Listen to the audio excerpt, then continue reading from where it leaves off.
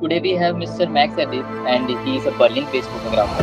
And today he will be talking about his experience throughout his journey as a photographer.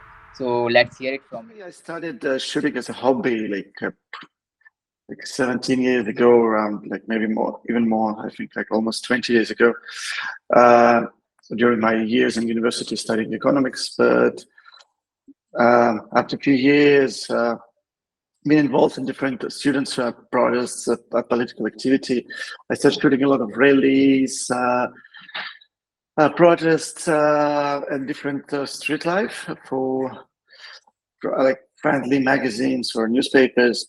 So by 2007, 8, I found myself shooting a lot of protests and street actions, some political actions on streets for different magazines, and somehow it got published. So I got my first professional money from different magazines. It was like from Moscow New Times to even like New Yorker bought some pictures in 2007. So I was doing more and more editorial work. So my career started as editorial and photojournalism photographer mostly. Sometimes it was portraits for papers, for magazines. But during the years, it becomes more commercial job. And after 2014, 2015, when I spent a couple of years shooting intensely in Eastern Ukraine for European and US medias, there, before I was banned by the Russian side to enter the region, I started like doing more and more commercials, advertising for different like Russian or global clients. You know, this banks, IT companies, or car manufacturer, or I don't know, different clients from Google to McDonald's, or Kia Motors to Yandex, or like different things. So yeah, and then maybe last year it was less advertising and more portrait stuff. Sometimes back to editorial, sometimes back to photojournalism things. But I want to do more documentary projects in the near future. So it's in brief. Okay, sir.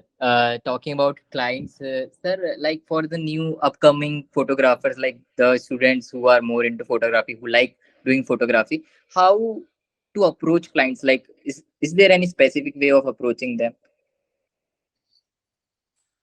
I Hello. can say there's hello, yeah. I can say there's like one strategy that you should follow to to achieve some success or like to succeed, but uh, you should combine like what is more comfortable for you. Like some people are quite easy to communicate, like for how to call it, cold calls, yeah, to initiate some communications with future clients or looking for clients. Like for me, it's always been kind of struggle. Uh, so I always prefer to like to show up, to show like expose some of my work and waiting for clients to contact me. So I'm not actually a good example for 21st century when people are like more social, more do like networking, like looking for clients, approaching clients themselves. Uh, I I want to learn this myself, how to properly approach possible clients and how to pitch some projects, because for the younger generation now, it's one of the most important how to call it skill, when you're not like waiting for your client to order you some job, but to figure out your own style, your own project that you can implement into the client's needs, and to come to the brand, or like no matter is it like a I don't know bookmaker company, or it's a clothing manufacturer, or it's IT company. You can think, or like airline, you can find a project yourself, come to them and trying to pitch and convince them to give you money and to implement some commercial things into your personal project. Or you should, like, for younger, like for beginners, it's definitely quite important to showcase themselves as much as possible, to trying to be visible, trying to be published on different medias, trying to be exposed on no matter where. Like, is it like some contest, some exhibitions, I don't know, magazines? Not to be shy to write first to clients, or to tell about themselves in different digital aspects, and to communicate first. But for example, for me, it's much better when I can communicate in person than in digital. So it's like, it's for everyone. It's not a one general answer. I think it's up to like every personality. Some people are more social, some people less. Some people are better to communicate in digital, some people are not. So you should figure out how you better present yourself. Okay, sir. Sir, talking about projects, sir, can you walk us through your creative process? Like, how do you approach a new project or capture a scene? Actually, it's quite different. Usually, it's if it's my personal projects that I do, not for money, but for myself or for my career or some artistic things, it's mostly driven by curiosity. And actually, curiosity is what turned me into photography, because photography was for me a way I can how to call it, execute my curiosity freely, and always have a reason why I should go here, there, or why I should be granted access to see how things happen. Happen. For example, like, it's a huge privilege of photographers, especially documentary or photojournalists, because you see what's going on in this world in person. You don't see it edited or transformed, transmitted, yeah, like in many mirrors, but you see it in person, and you see how history happens in front of you directly. So the same with documentary things. You see in person how this world works. What are the people who make this world this way? And this curiosity was always what was driving me. So for any project or any jobs that I do, for me, it's quite important to have this. I should be curious to look into, to look into the next room, open the door, and see what's going on there. What could happen there, or how the things working, no matter what it is. It's like, I was shooting far north Arctic regions of Russia for 8 years. And for me, it was like, I was quite curious about North, like how people live in this far north, remote, isolated communities, different nationalities, different cultures, how they survive there, how they communicate, what's the purpose of their lives there, why not the living more south to more comfortable regions. What is the most extreme things there? Like, what is the most extreme temperature you can experience, or how you can survive this temperature? So all these questions were about like my curious things, and all the project there for like many years, many trips. Each trip was like about 6-7 weeks. like 5 trips, yeah, about 6-7 weeks, and about 10 more trips, about like 3-4 weeks. So total, I think I spent year and a half, like maybe some less, shooting Norse regions in last 10 years. And it wasn't like some, structured plan. It's about like some passion things, how I feel, what I haven't seen, what else I want to go and cover with my photography. So I'm not like this kind of structured, organized person. For me, it's always like I need to adapt and quite fast and be ready to change my plans if something going on more interesting, or like for me it's very important to be ready to make unplanned turn if I feel that it's important for the story, or it's interesting, or um, could be important. I don't know.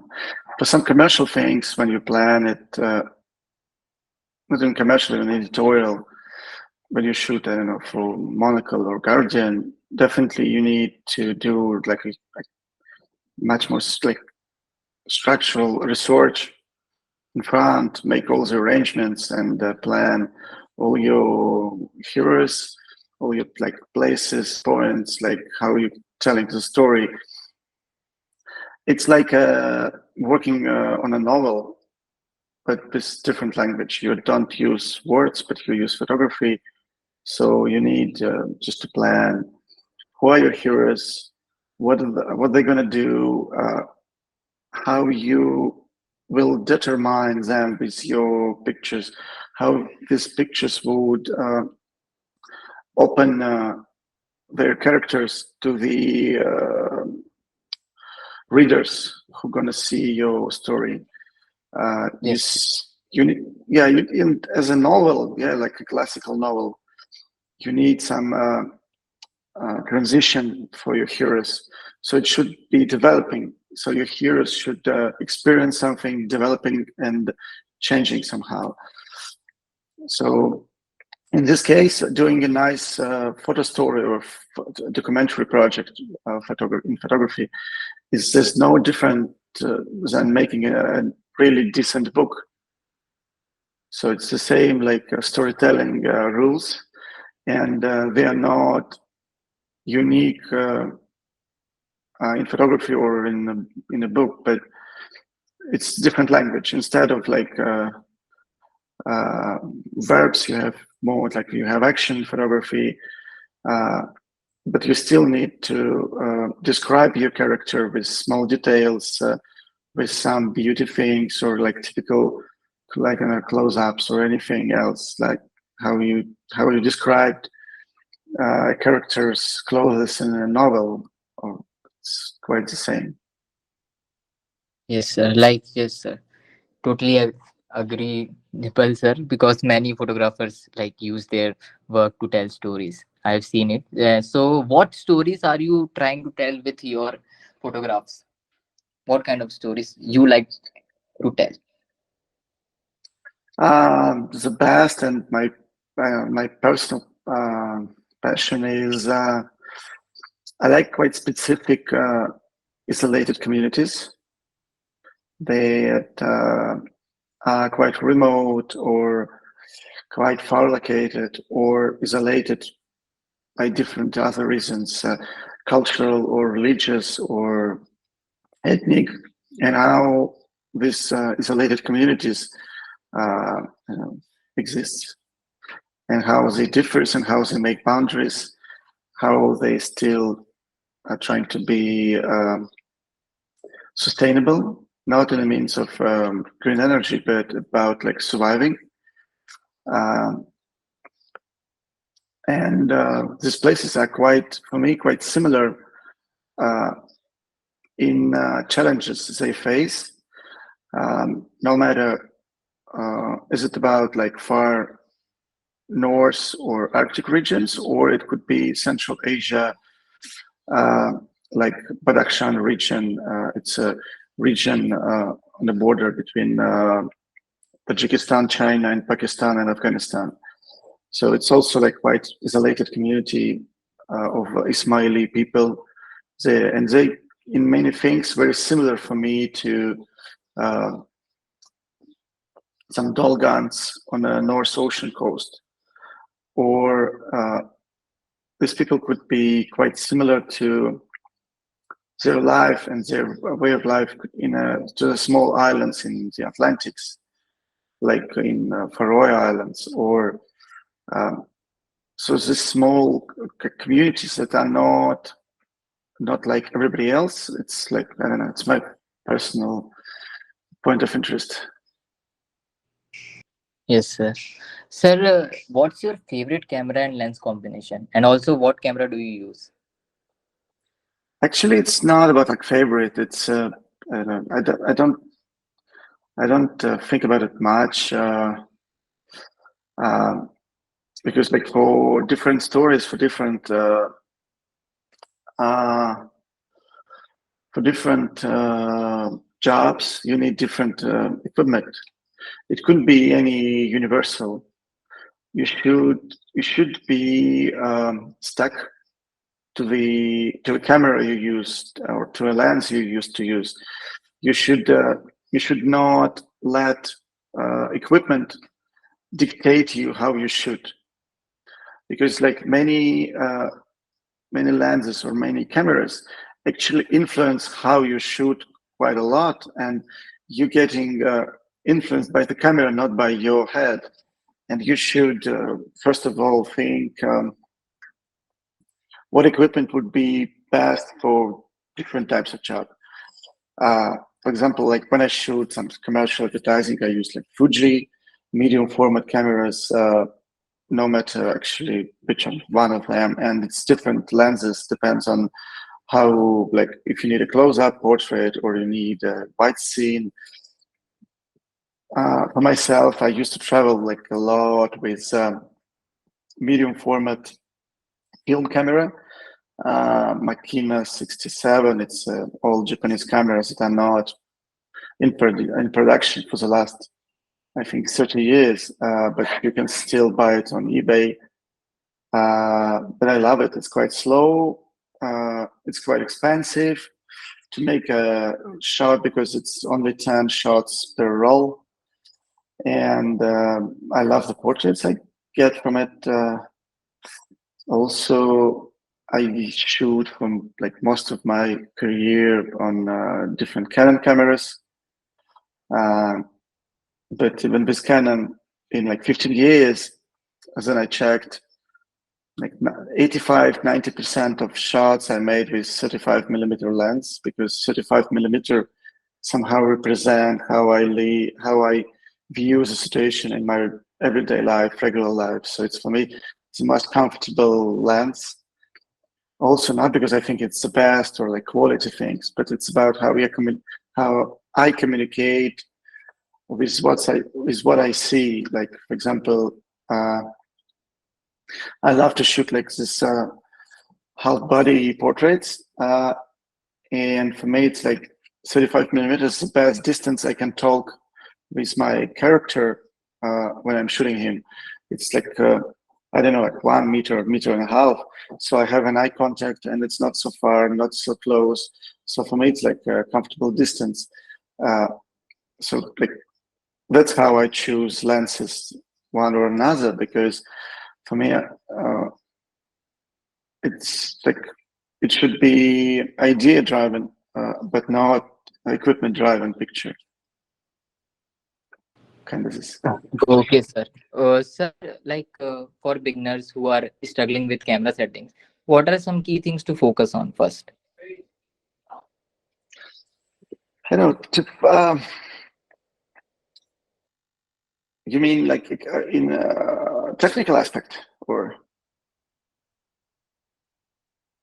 Hello, sir. You weren't audible. Can you repeat? Hello. Is it about like technical aspect, what like for beginners, or you think about like camera lenses, everything like this, or what? There are settings in cameras also, na, like different camera settings. Before clicking the pictures, we set. Like the best camera for everyone is the camera that is comfortable for you to use. And my first advice is you should use the camera you understand, feel, and you comfortably use. You want to take it with you, or I don't remember whose joke it is, but definitely not mine, unfortunately. The best camera is the camera you have with you, and if you have a nice, good camera, but it's too complicated for you, or too heavy for you, or you are too lazy to take it into your jacket, it doesn't work. You should focus on what camera you really want to use, what is that is suits your hands, or you understand how it works, or you adjust it, you adjust settings much faster, or it suits what you shoot. If you shoot sport, it's one camera. If you shoot portraits, it's another camera. It's different. It's like when you open a box with instruments, it's like thousands of instruments. So you can't build a chair or table with just one instrument. You need many of them. The same with your career in photography. You need different instruments for different photography also. So Got it, sir. So, sir, can you tell us, what is the most memorable photograph you have ever clicked? Like your favorite photo you enjoy? Okay, maybe two. Okay. One was during the snow blizzard in Tixi. It was I came there to go from the small town of 4,000 people to a village of 200 that is 300-400 kilometers, but there's no roads, no planes, so it's you need to go by snowmobiles for 12, 14 hours when it's minus 45, 50 degrees outside. But when I came to Tixi and was waiting for a convoy of the snowmobiles to go there, locals or local people, the blizzard started, and we all stuck in this town because the wind is so strong. You can't see anything. You almost can't stand, and the snow just covers your face, and you can get frostbite. And it's not possible to go somewhere. Also, airport is closed. The only cafe in this town is closed. Shop with some groceries opens during the blizzard, maybe one time for a couple hours in 3 days. So it was like, shit, I'm sitting in this small motel where nothing exists, even no hot water. And I was trying to shoot how people, how this village survives this blizzard. And I love this photo of when I went to buy some instant noodles in the nearby shop. It's also been March, so it's dark for 16, 18 hours a day. So daytime is quite short because it's below the polar cycle. And I saw this woman who hardly could move against the wind. It was like this blizzard. I don't know. I love this photo. I will show it to you. And another one that is not so funny. It was in 2015 after Russian-backed fighters in eastern Ukraine made an operation against Ukrainian army in the Baltseva and managed to push them far back, and there were very heavy fightings. And the next day, they like finished like intensive fires. I was able to go to some villages that been in the middle of it and shoot what's left and what happened. And there were some soldiers and some sort of, you can go, like, it was a village with nothing left on surface. So it was completely ruined, and only some basements and some heaters left. And in one of the basements, there been a woman who died in a corner, and it was like black and white. The picture is not black and white, but the picture was like grayscale because it's all in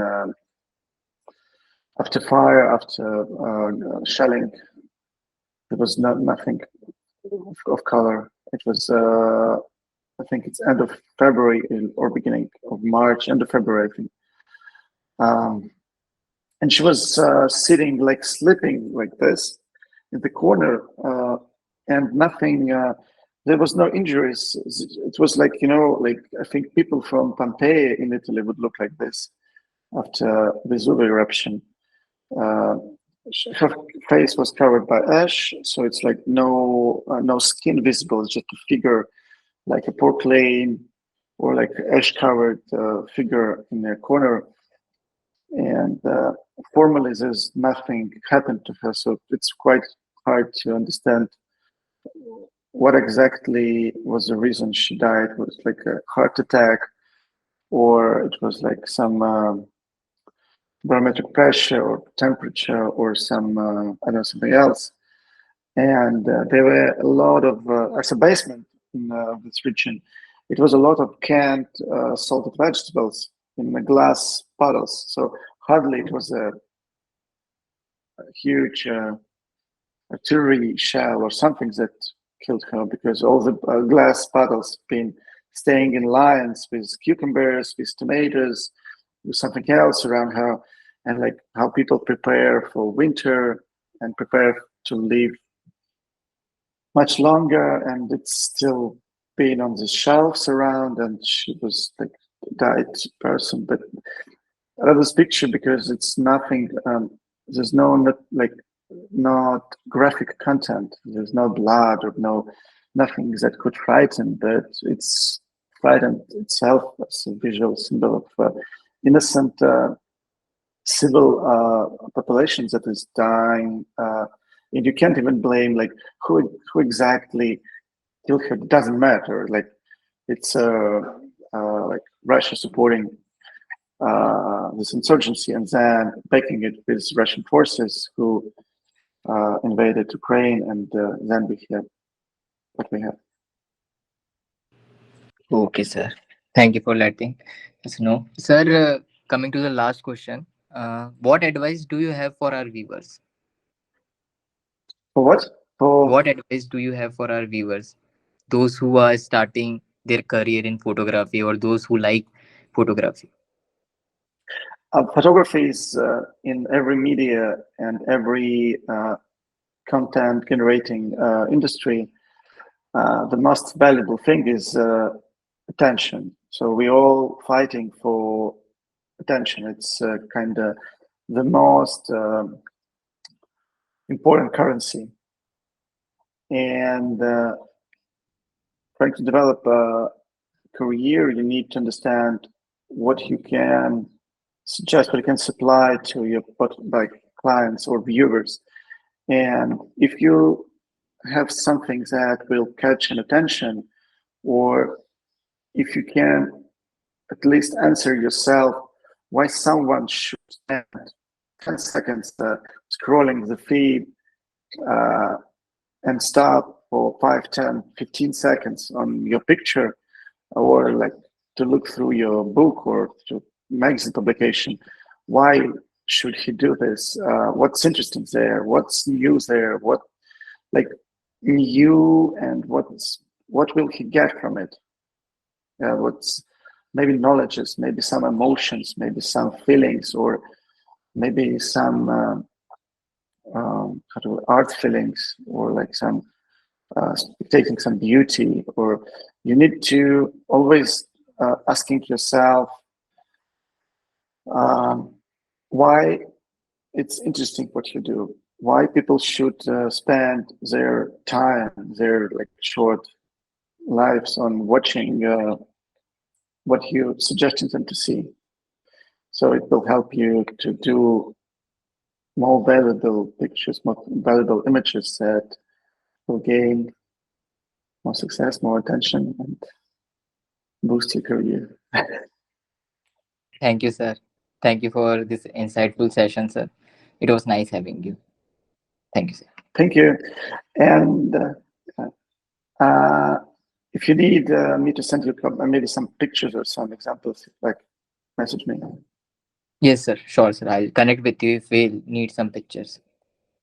Yeah, yeah, just maybe. Yeah. Thank you. Thank you very much, sir. Okay, have a good day. Ciao.